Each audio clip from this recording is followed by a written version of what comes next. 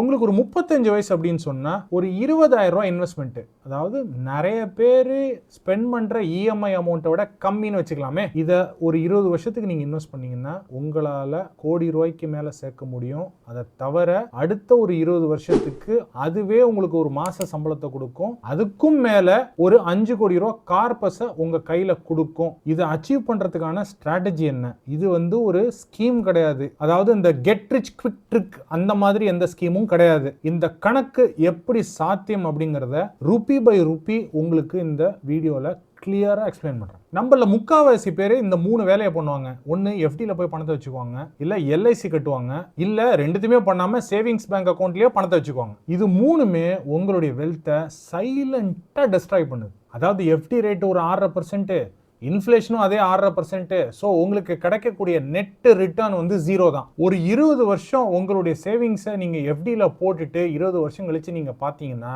நெட்டா கையில எதுவுமே இல்லை. நீங்க ஓடுறது ஒரு ரன்னிங் ரேஸ், ஆனா நீங்க ஓடிட்டு இருக்கிறது ஒரு ட்ரெட்மில்ல.